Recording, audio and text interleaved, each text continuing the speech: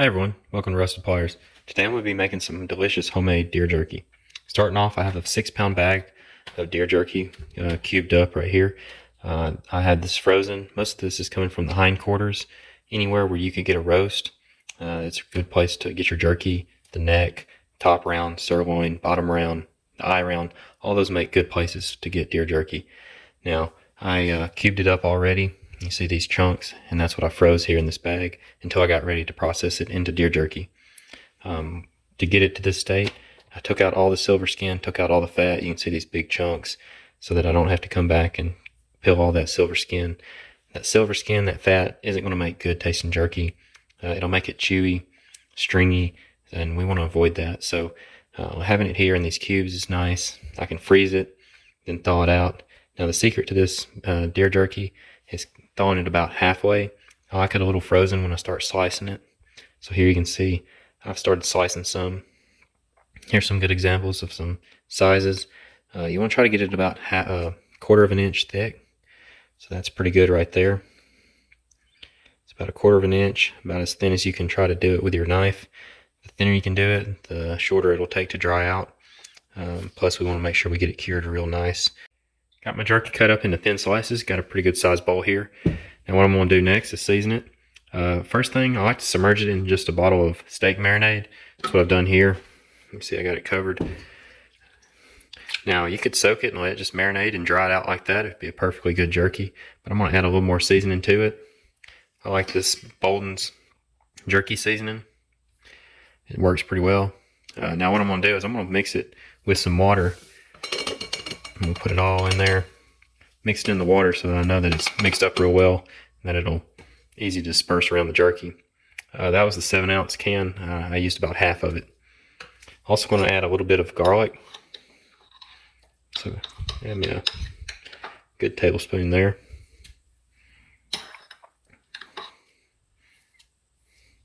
And then also have some onion powder here. Now that jerky season does have garlic and onion powder, but I'm going to add a little bit more. So I'm going to shake this up, mix it in real good, and then I'll pour it into the jerky season. And this may seem like a lot of water, but you'll be surprised how much this jerky will just absorb that moisture in that water. In a couple days, all this will be dried up. It'll soak into that meat, and that's what we want. We want all this seasoning, all this flavors, and all that marinade to soak right in that meat. You can tailor this really any way you want it. You can use soy sauce instead of steak marinade, hot sauce, Tabasco. I'm going to put this in the fridge. I'm going to let it sit in the fridge for at least 48 hours. It's been about 72 hours now, and I'm pulling this jerky out of the fridge, moving it over to our drying racks. What looked like a lot of water when we first started isn't there. So exactly what I talked about happened. This jerky and this meat just absorbed that water, and when it did so, it pulled in those juices, that marinade, and all those spices into the meat. So we're going to put it in here, and when we move this over to the rack and put it in the dryer, the dehydrator is going to pull that moisture out, but it's going to leave the spices, the peppers, the salt, and all the marinade and all the good flavor.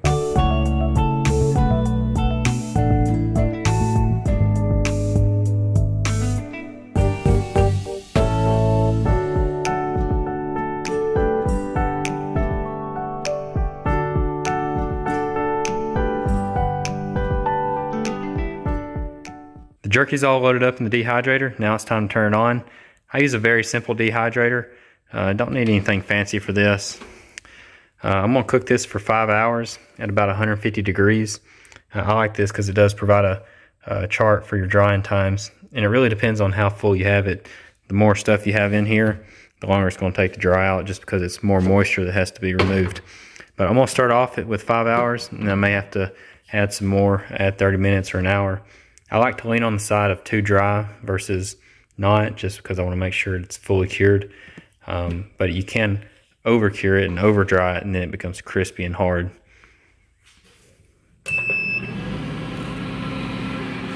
All in all, this jerky took 7 hours to complete curing.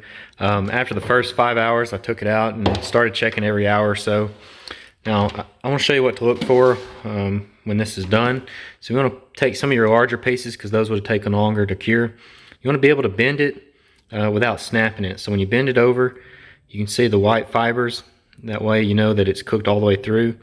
It should be able to tear pretty easily, but not snap. So you want to bend it over. Look, you can see that. Looks like it's cured. You see the white fibers. You can tear it easily.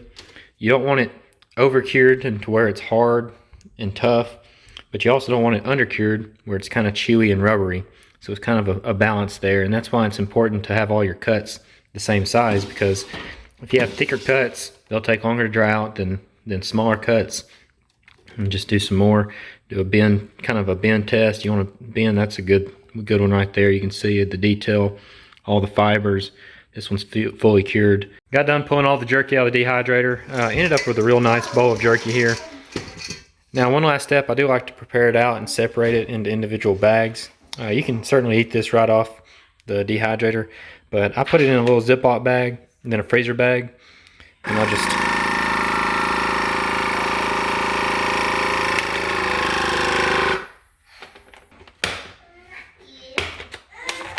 there we go. Now we got some jerky to last us for a long time. Thanks everyone for watching.